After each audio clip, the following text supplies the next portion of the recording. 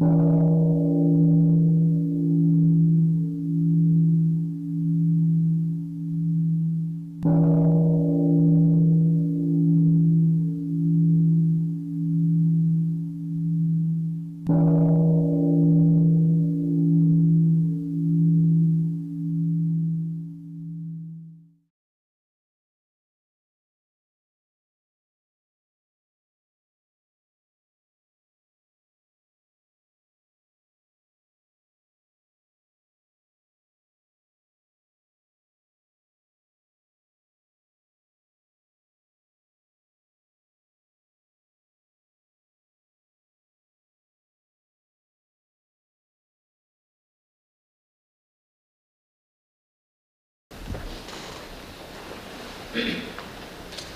morning, dear Sangha. Today is Sunday, March 18, the year 2012, and we are in the Upper Hammock, beginning our spring retreat. Very nice to hear the sound of the rain.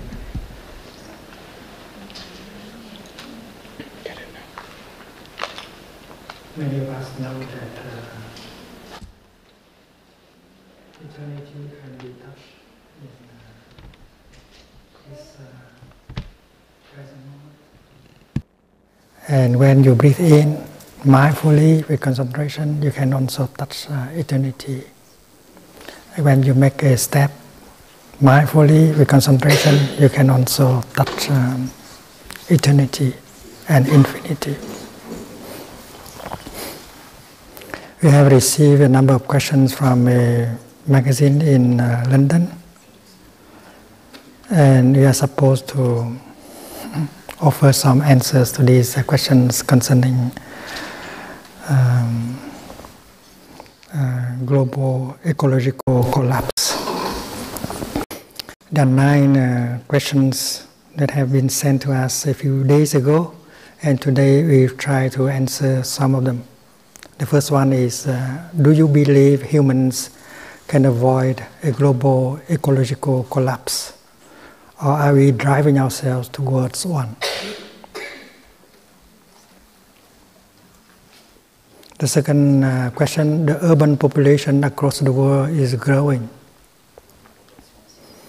What, if anything, is lost by our increasing switch towards being an urban species?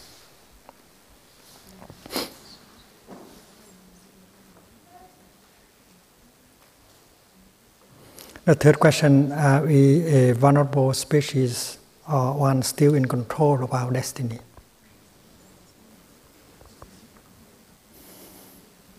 Each question requires one in-breath and one out-breath to be received. The fourth question, there is strong support for engineered solutions to our ecological problems. For example, reflecting the sun's rays, sucking up carbon emissions, or lab-grown meat. Is this the right approach for us to be taking?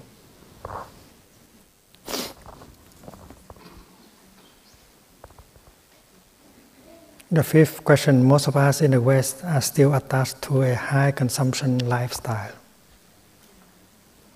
We like to buy new and exciting things. Is there a strong enough alternative lifestyle out there that can convince us to leave this high consumption lifestyle behind?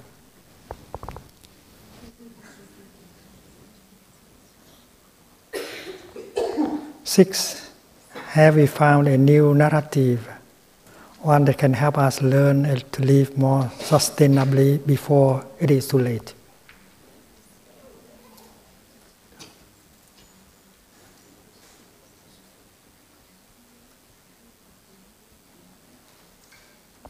The seventh question, what is the hardest part of the lifestyle you have chosen to lead?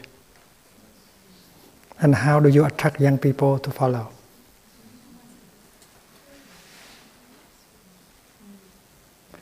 The eighth, can we strive for financial and spiritual contentment, or are they mutually exclusive? can we be at the same time rich and spiritual?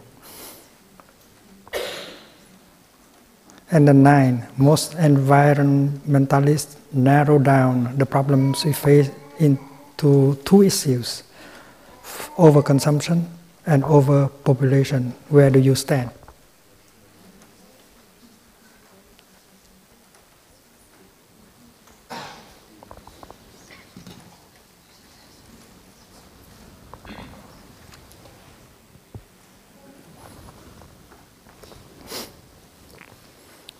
I think we should try to answer the first and the third one because they are connected.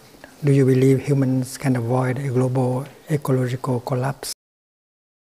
Are we driving ourselves towards one?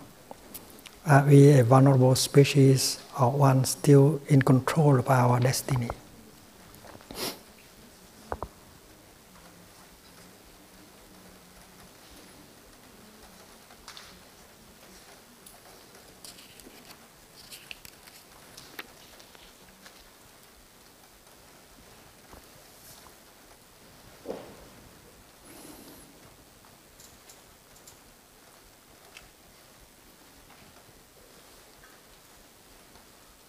The National Wildlife Federation tells us that every day about 100 plant and animal species are lost to deforestation.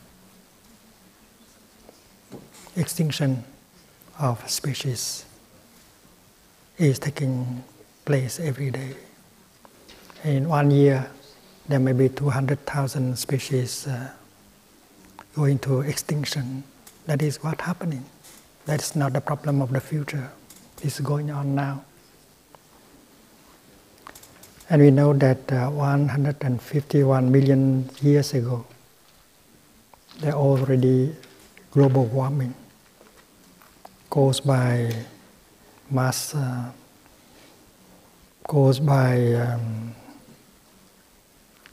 gigantic volcanic eruptions. They caused the worst mass extinction in the history of the planet. That time, a 6 degrees centigrade increase in the global temperature, and was enough to kill up to 95% of the species that were alive on Earth. Global warming already happened 251 million years ago because of volcanic eruptions, and 95% of species on Earth disappear. And now a second global warming is taking place, this time because of deforestation and industrialization, man-made. And maybe in 100 years, there will be no more humans on the planet. Just 100 years.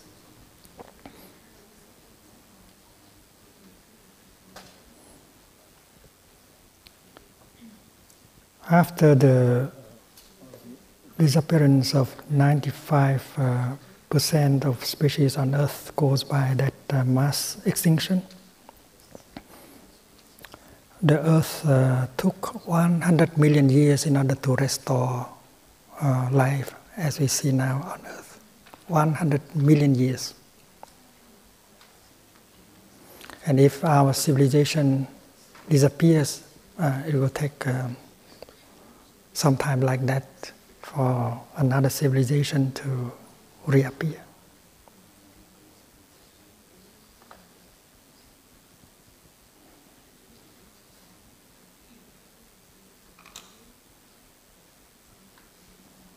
When volcanic eruptions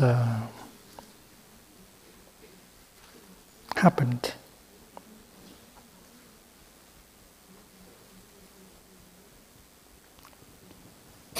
the carbon dioxide built up, created the greenhouse effect. That was 251 million years ago. And now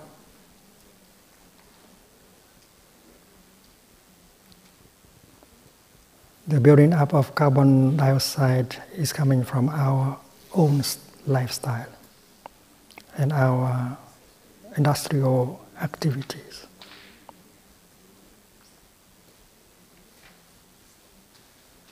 And if an increase of 6 degrees centigrade takes place, and then 95% of the species on Earth will die out, including Homo sapiens.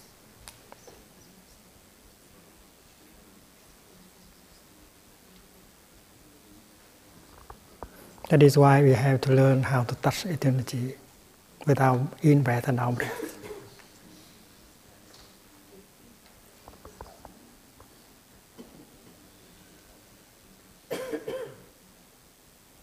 So extinctions of species have happened several times. Mass extinction have happened already 5 times, and this one is the 6th. But according to the Buddhist teaching, there is no birth and no death. After extinction, well, things will reappear in other forms. So you have to breathe very deeply in order to acknowledge the fact that we humans may disappear in just 100 years on Earth. And you have to learn to accept that hard fact. You should not be overwhelmed by despair. And the solution is to learn how to touch eternity in the present moment.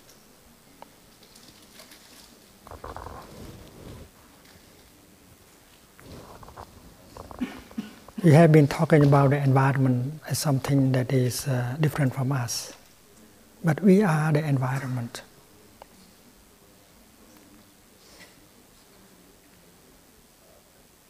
The non-human elements are our environment, but we are the environment of non-human elements. So we are one with the environment. We are the environment. We are the earth. And the earth has a capacity to restore balance. And sometimes many species have to disappear in order to for the balance to be restored. Maybe the flood, maybe the heat, maybe the air.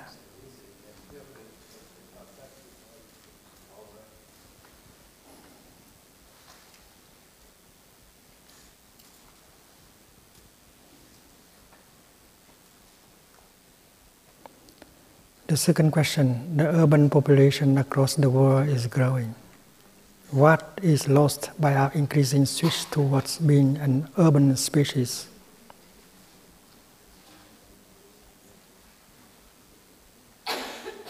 Well, the life in the cities and life in the countryside, now they are connected because we have to feed the city. That is why the countryside has to change. And the countryside is being contaminated by many things.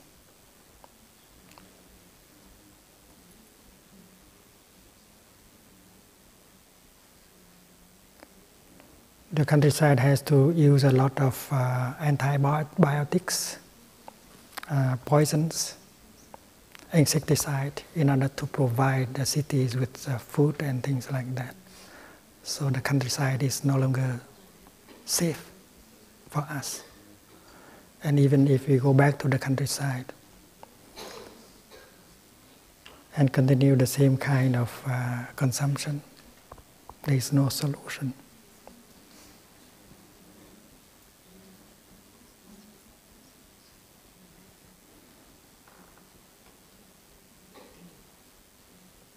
Whether you are in the city or you are in the countryside, you are losing. You are losing a lot. Even now, in the countryside, we have more chance to touch nature, to touch the earth. It's a little bit easier to heal ourselves with the practice of touching the earth in the countryside. But the countryside is also losing itself for the sake of the cities. The fourth question, there is strong support for engineered solutions to our ecological problems, like reflecting sun rays, sucking up carbon emissions, or lab-grown meat. Is this the right approach for us to be taking? That might help, but that is not enough. What we need is a transformation of our consciousness, our idea of happiness, our lifestyle.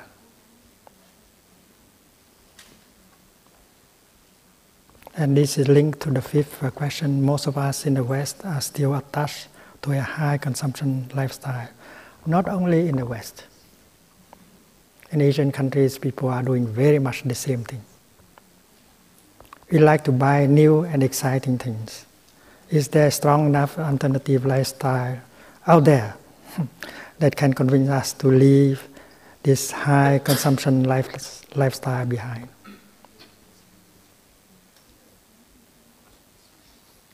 We are seeking for happiness, but there is suffering inside of us.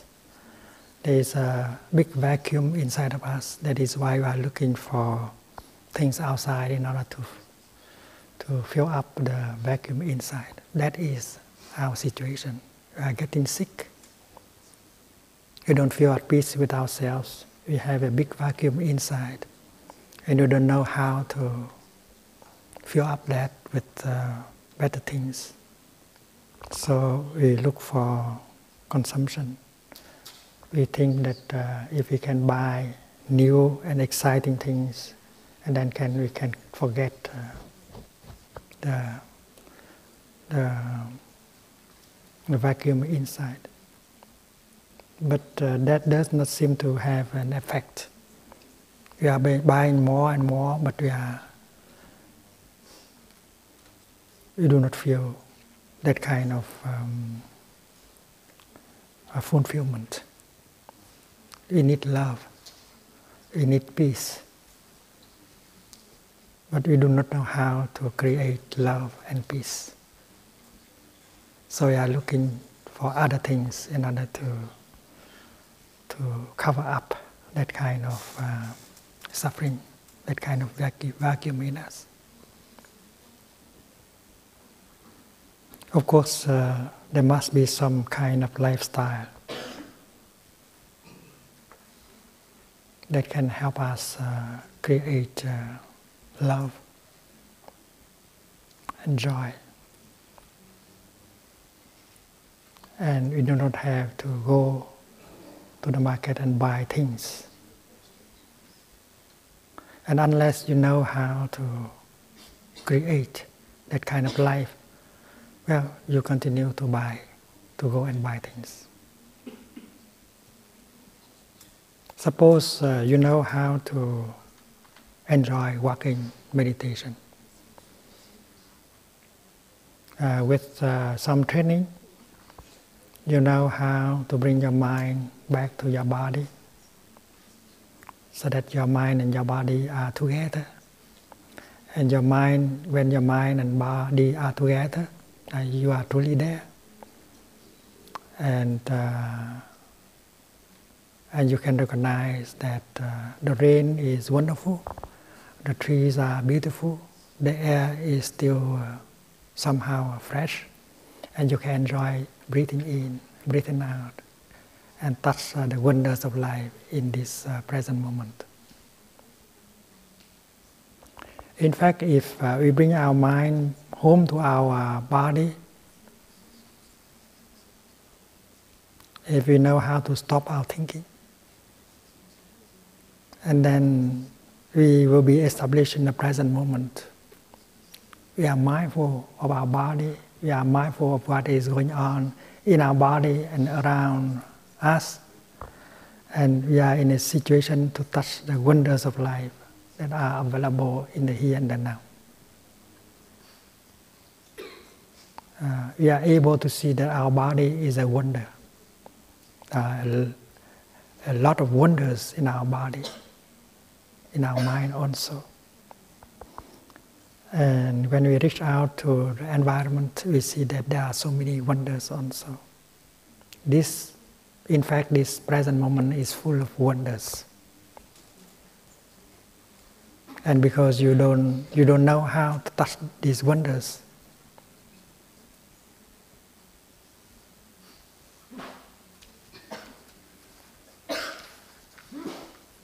you don't know how to appreciate life, to appreciate what is there. And you run in order to look for something that you think will make you happy.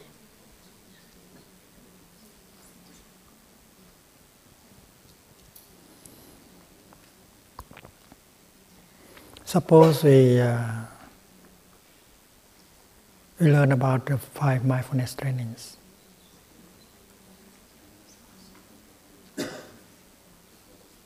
The 5 mindfulness trainings is kind of lifestyle that is born from a vision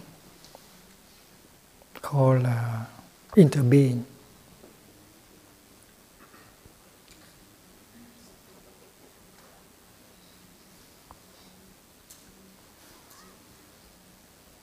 Everything is connected to everything else.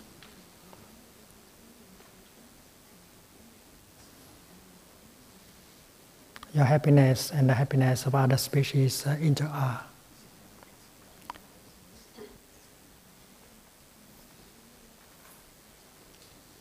If you are healthy, if you are happy, and then other forms of life can profit from you.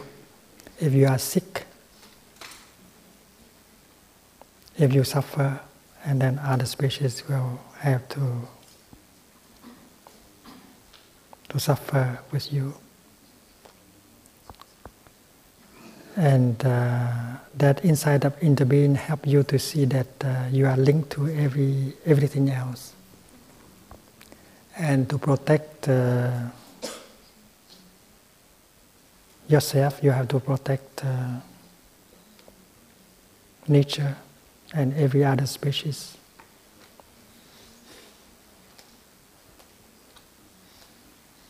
And that insight of interbeing will help you to remove discrimination, fear, anger, and make you feel better in yourself. The 5 mindfulness trainings help us to train how to protect life. The first training is about protecting life. Your life and the life of other species. And your life and the lives of other species are interrelated. And when you try to protect the lives of other species, you protect your own life.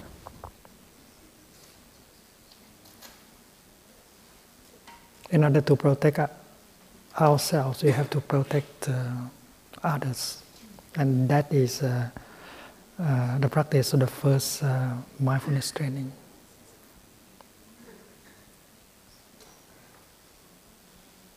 When you breathe in mindfully, you can see that Mother Earth is in you, and you are in Mother Earth.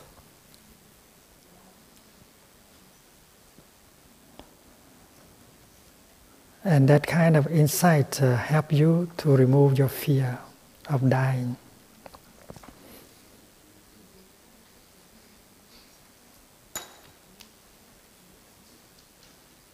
And help you to see that in order to protect yourself, you have to protect Mother Earth, Protecting Mother Earth is to protect yourself. Protecting other species is protecting oneself. This is very clear. That is the first of the 5 mindfulness trainings.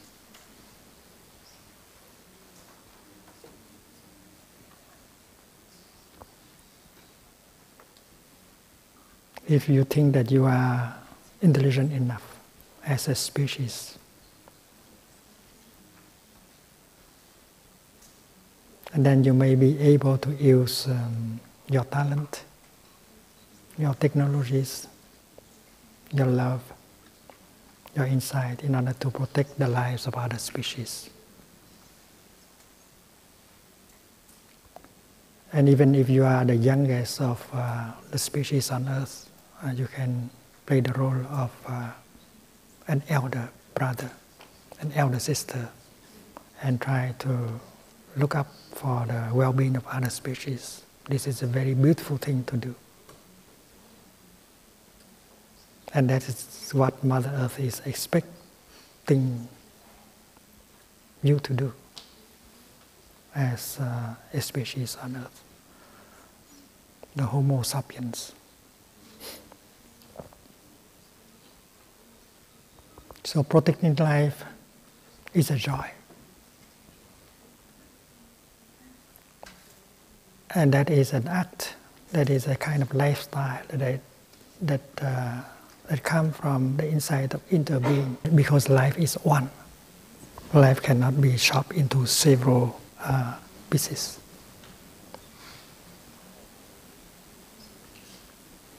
And to live in such a way that helps you to protect life can bring you a lot of joy, because that is love itself.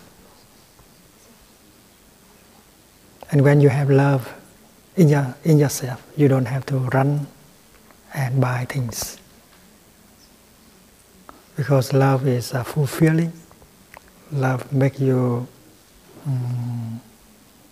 peaceful and happy.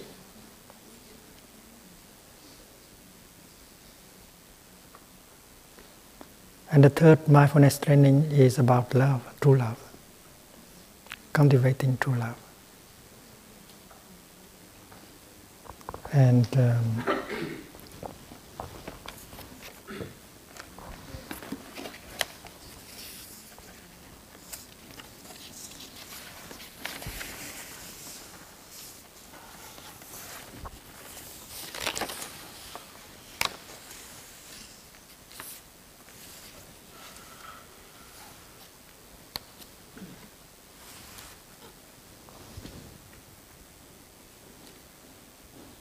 aware of the suffering caused by sexual misconduct, I am committed to cultivating responsibility and learning ways to protect the safety and integrity of individuals, couples, families, and society, knowing that sexual desire is not love, and that sexual activity motivated by craving always harms myself as well as others. I am determined not to engage in sexual relations without true love and a deep, long-term commitment established in the presence of the family and friends.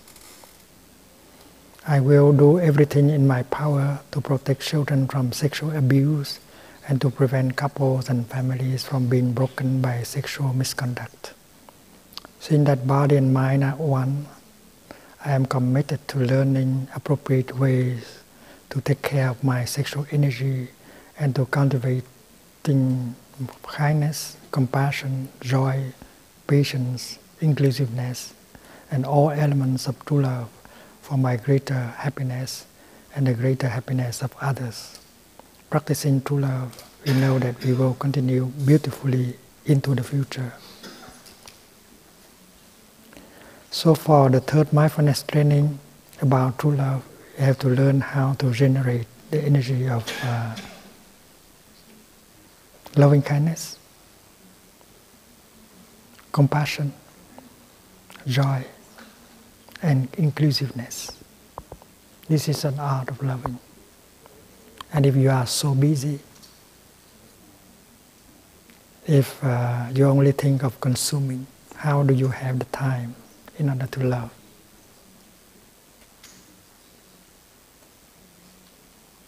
We learn one thing from the third mindfulness training. Sexual desire and love, they are two different things. Because love can only build, heal, rebuild, heal.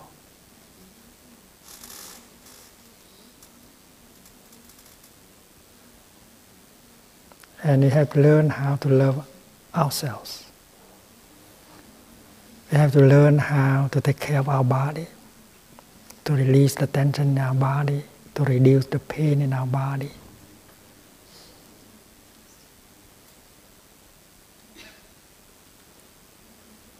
And there are very concrete ways to do it. You know how to practice touching the earth by walking meditation, by lying down, allowing nature to heal you. You know how to release the tension in your body, to reduce the pain in your body, not to work your body too hard. All these things we can do. But if you are so busy making money in order to buy things, how do you have time to do so? And there are those of us who know how to organize our life in such a way that we have enough time to love, to take care of ourselves, and to take care of others around us. Every time you are in touch with the suffering and you understand the suffering in yourself and in the other person, you allow the energy of compassion to arise in you. In fact, every time we get in touch with the suffering in us, we are aware the suffering is there.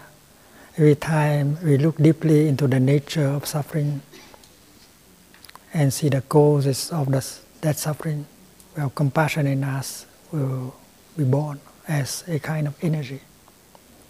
Whether that suffering is in us or in the other person. So getting in touch with suffering and allow the energy of compassion to arise is something that we can do, provided that we are not so busy making money and buying things.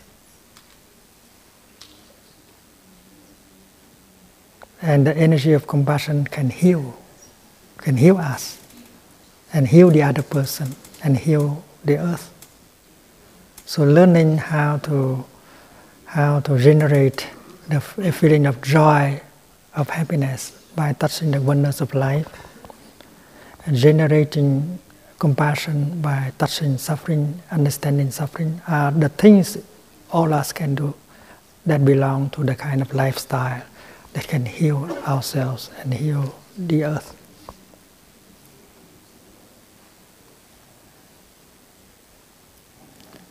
So the third training is about true love, and this is possible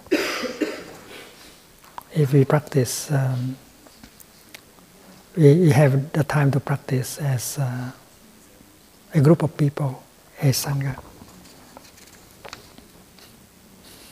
The second mindfulness training is true happiness, because if we realize that happiness cannot be possible with only making money and buying things,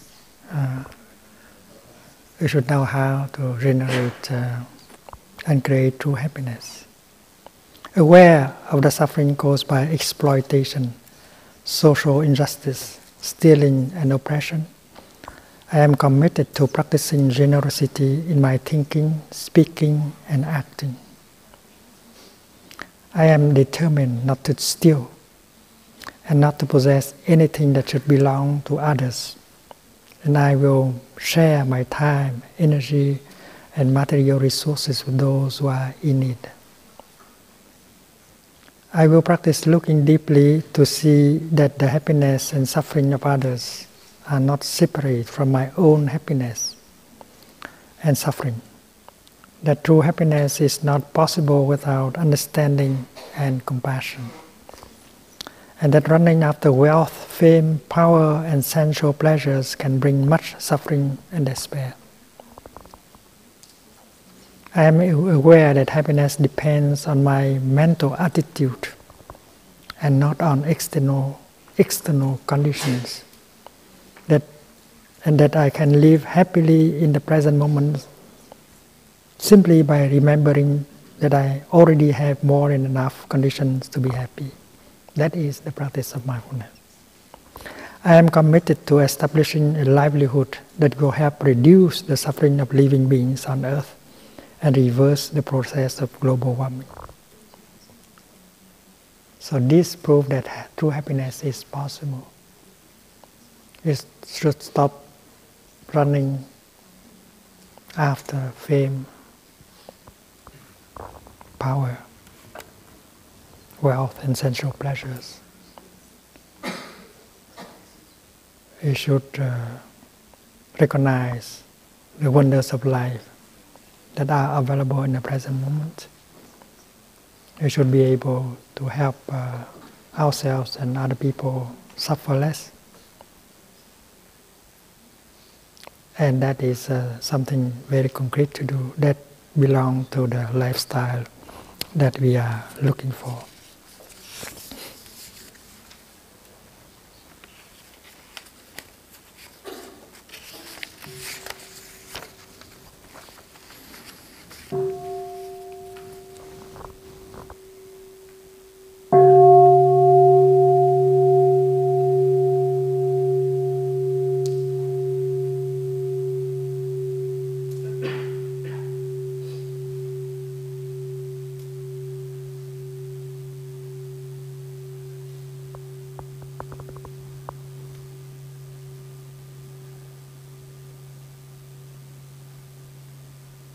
And the fourth mindfulness training is about how to restore communication.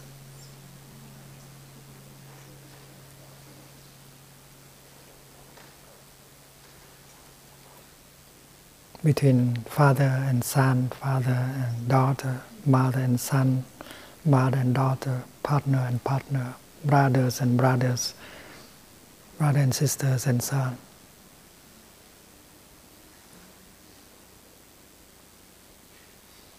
If we can not communicate, we suffer. And very often we cannot communicate with our own self. You don't like yourself, you hate yourself. You don't know how to listen to yourself. You don't know how to help yourself. So the practice of love, inspiration, deep listening should be also practiced directed to ourselves. We have to learn to listen to ourselves, to listen to the deepest desire in ourselves, to listen to the suffering in ourselves in order to understand. And when we have understood our suffering, our deepest aspiration, we will be able to understand, to listen and to understand the aspiration and the suffering of the other person. And this is something we can do. This is the object of the fourth mindfulness trainings. We are deeply divided as a society. We are trying to kill each other. And the killing is taking place everywhere, at any time, day and night. We have a lot of fear, anger, discrimination, despair. And that is because there is not enough communication between members of our species. We are not only killing other species, we are killing ourselves as a species. And that is why technology is not enough. I have to learn how to listen, how to speak lovingly.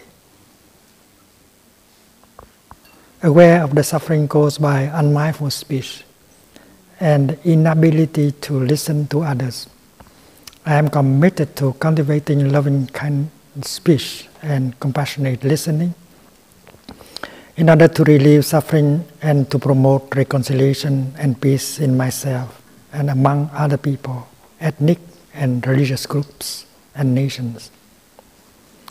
Knowing that words can create happiness or suffering, I am committed to speaking truthfully using words that inspire confidence, joy, and hope. When anger is manifesting in me, I am determined not to speak. I will practice mindful breathing and walking in order to recognize and to look deeply into my anger. I know that the roots of anger can be found in my wrong perceptions and lack of understanding of the suffering in myself and in the other person. I will speak and listen in such a way that can help myself and the other person to transform suffering and see the way out of difficult situations. I am determined not to spread news that I do not know to be certain and not to utter words that can cause division or discord. I will practice diligently with joy and skillfulness in order to nourish my capacity for understanding, love, and inclusiveness, and gradually transform anger, violence, and fear that lie deep in my consciousness.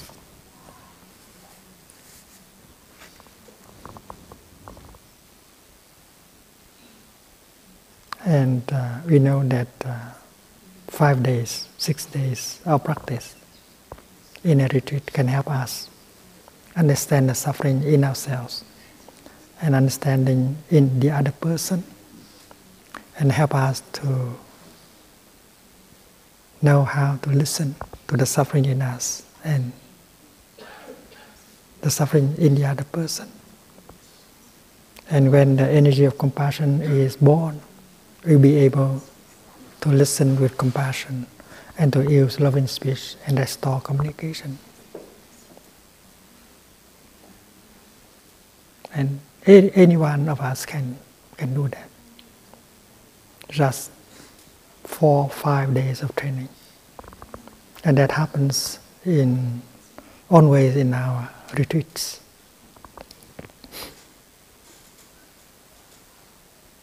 So that is part of the lifestyle that we are looking for. It's there. That's a noble style of living. And you don't need to be a Buddhist in order to adopt that kind of lifestyle. The 5th mindfulness training is about nourishment and healing. And all of us need nourishment and healing.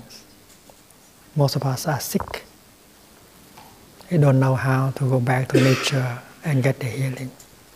We don't know how to generate the energy of compassion and joy in order to heal ourselves.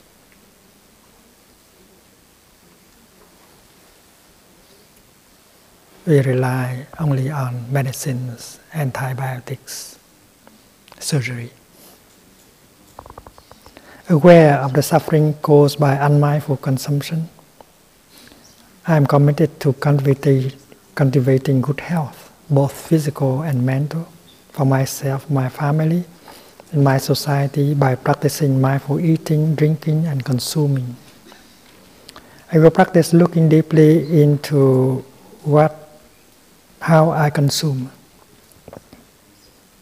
This is the key practice, consumption. We cannot get out of this difficult, despairing situation unless we make a revolution in the way we consume.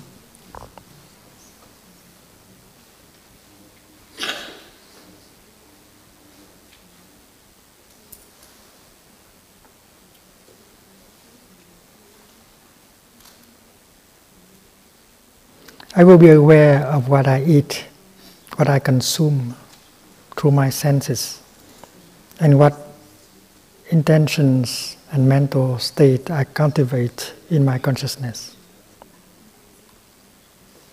I am determined not to gamble, use alcohol, drugs, or any other products which contain toxins, such as certain websites, electronic games, TV programs, films, magazines, books, and conversations. I will practice coming back to the present moment to be in touch with the refreshing, healing, and nourishing elements in me and around me, and not letting regrets and sorrow drag me back into the past, nor letting anxieties, fear, or craving pull me out of the present moment. I am determined not to try to cover up loneliness, anxiety, or other suffering by losing myself in consumption.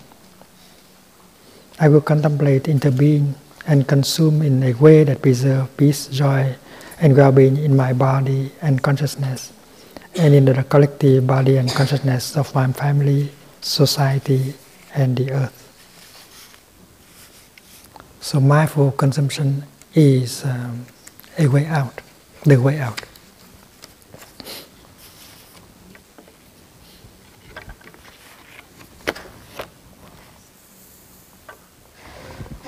So that is to try to respond to the fifth question. Most of us in the West are still attached to a high consumption lifestyle. We like to buy new and exciting things. Is there a strong enough alternative lifestyle out there that can convince us to leave this high consumption lifestyle behind? And the sixth question is the same. Have we found a new narrative, one that can help us learn to live more sustainably before it is too late?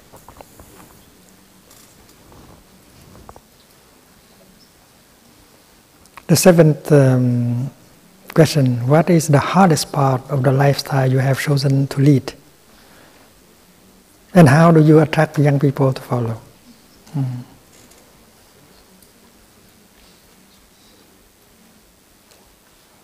I don't think I have deprived myself of anything I like by choosing to be a monk.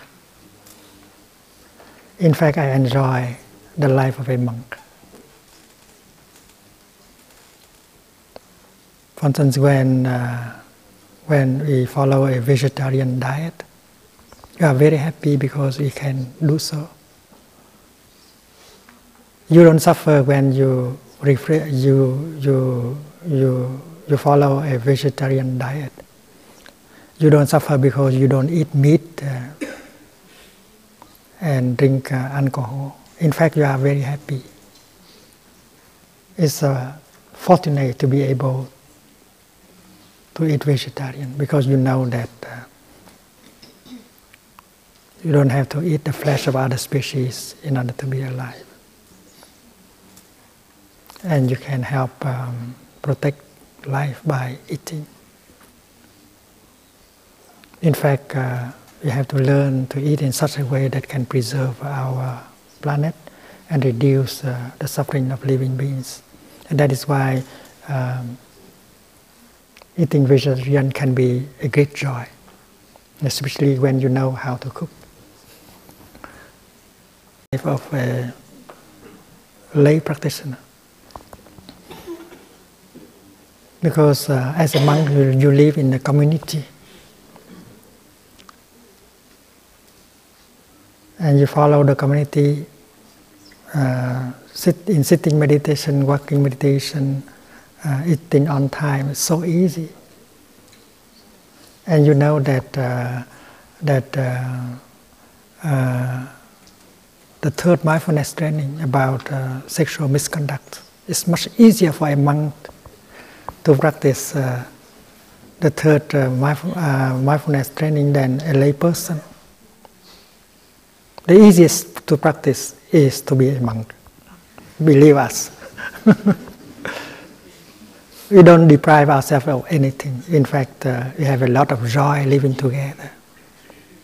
We build a lot of, we have a lot of time to build brotherhood, sisterhood that sustain us.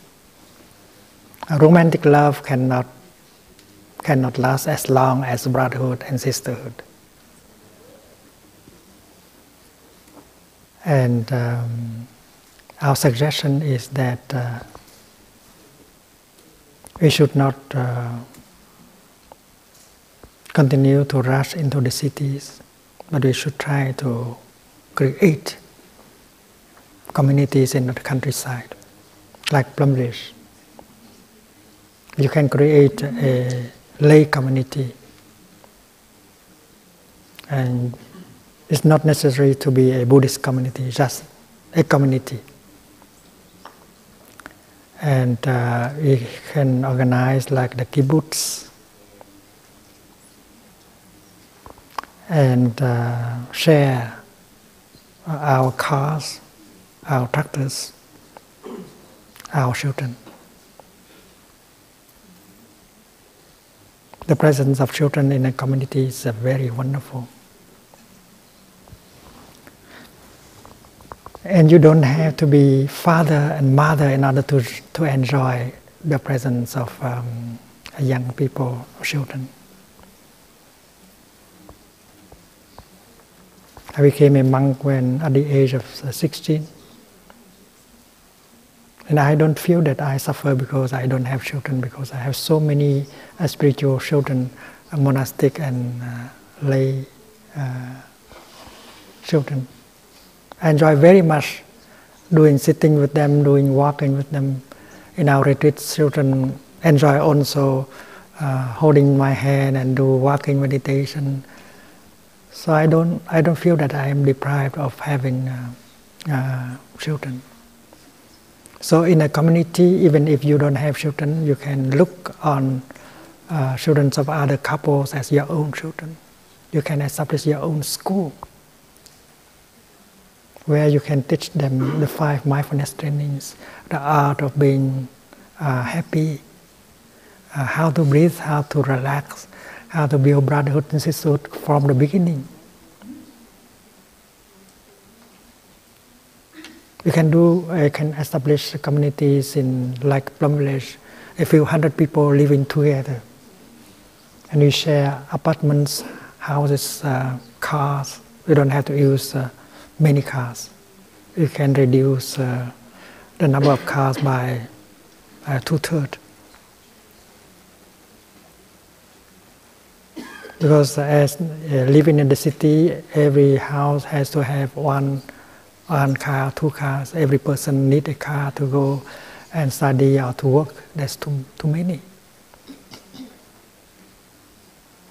But living as a community of 200, 300 people, you use much less car. You can use public, you have community cars.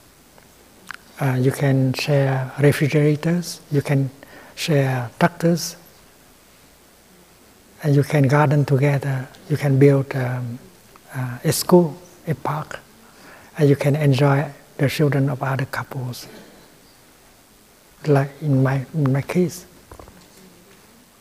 So I have not deprived myself of anything. The hardest thing, maybe, to learn how to say no to requests of having retreats, of organizing retreats. This is the most difficult thing we in Plum Village have to face. Because everywhere people ask us to come and organize a retreat, but we can not always say yes. Our heart is broken when we have to say no to Indonesia, to Malaysia, to Singapore, the next Asian trip. But in order to preserve ourselves, to continue for a longer time, we have to learn to say no. The same is true with North America, South America, Europe, and other countries.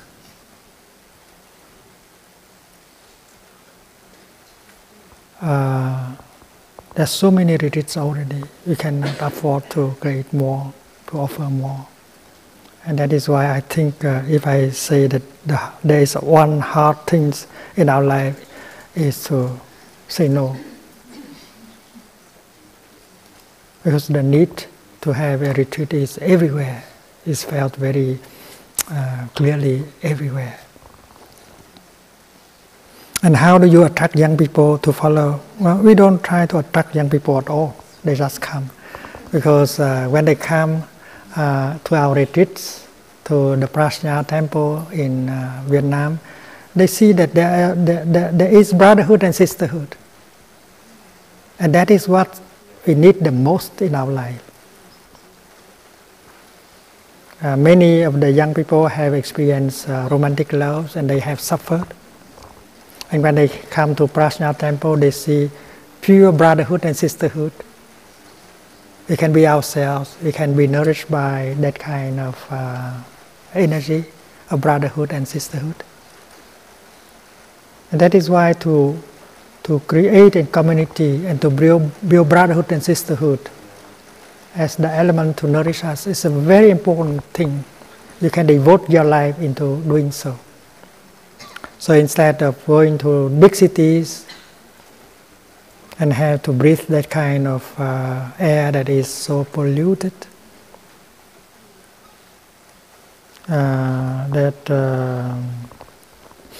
you can organize, we can organize so that we can create many small communities in the countryside and trying to live in such a way that can help protect Mother Earth, protect the environment.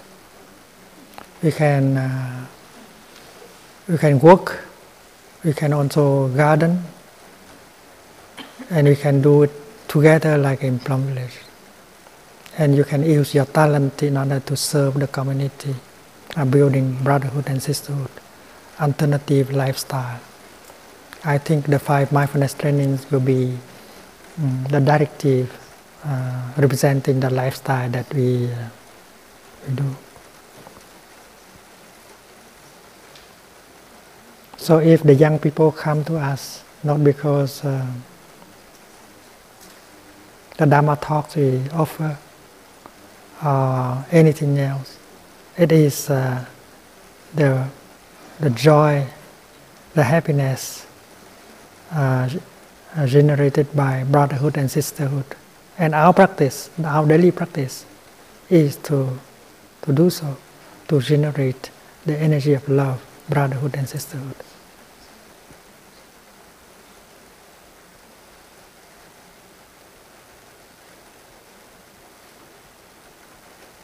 There should be a political party in France that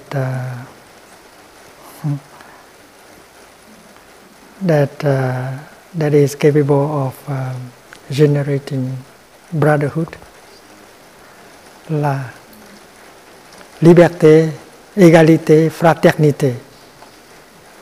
We know that fraternité, brotherhood is important, but we only talk about it. We don't know how to generate fraternité. So if there is a political party that has the power to generate fraternité, we will join that political party. But many people just talk about it. And establishing small communities like that will truly generate the energy of brotherhood, sisterhood.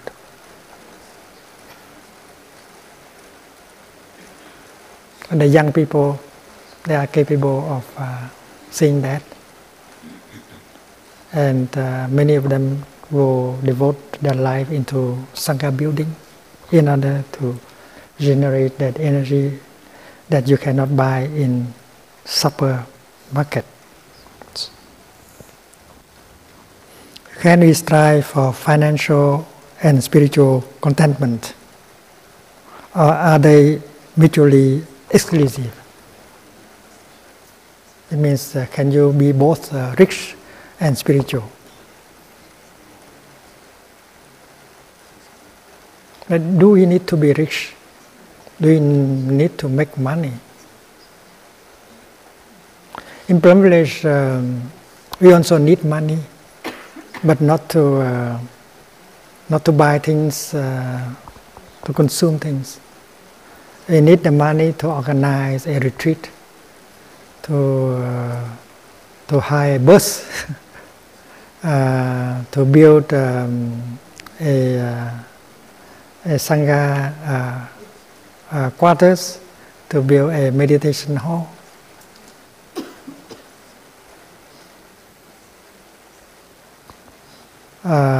When we go to a city, we need some money in order to buy the tickets for Dharma teachers, monastic brothers and sisters, because we know that transformation and healing in a retreat would require the presence of enough Dharma teachers and monastic practitioners.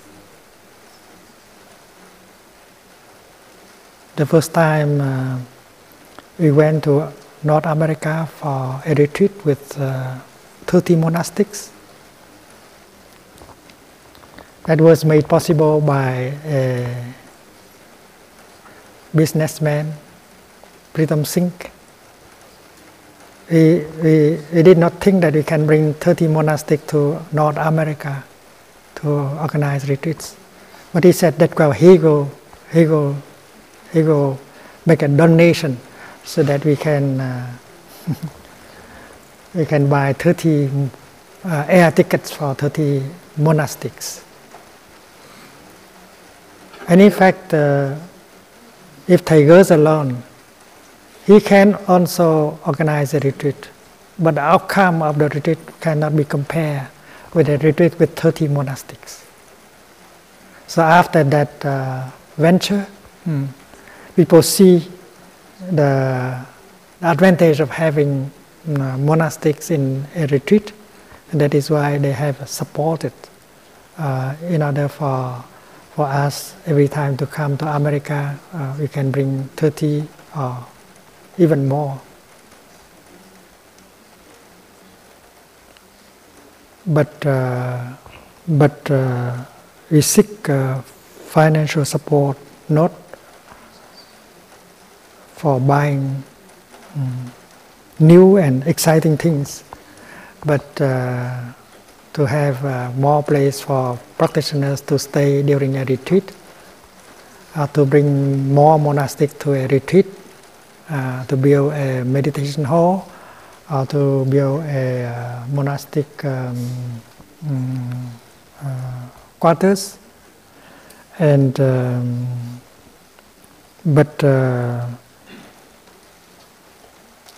that always has come if our spiritual practice brings fruit, and then there will be friends who will help us in the, on that side, financial side. But it's very clear that spiritual practice can bring a lot of happiness and love and fulfillment. And you don't need a lot of money in order to be happy. So this is no longer a problem. If there is more financial help, and then many more people will profit from the practice. And if we are limited by financial conditions, well, the number of practitioners will not increase, that is all. But we do not sacrifice our practice, our spiritual life, for the sake of financial realization. I'm happy because there is only one more question. Most environmentalists narrow down the problems we face into two issues: overconsumption and overpopulation. Where do you stand? Where do we stand? Of course, we have to reduce consumption. we have to consume in such a way that can reduce the suffering of species on earth. This is very clear. But we have to reduce population also. And to be a monk or nun is one of the ways to reduce overpopulation. So I am calling for you to join us as monks and nuns. And then if you can create small communities, and you can establish school and you can take care of the children of other couples, well, we don't miss our children. So based on my own experience as a monk, I have not deprived myself of anything in life. In fact, I enjoy a lot. And although I do not have blood children, I feel that I have a lot of children, and they give me a lot of joy and energies and freshness.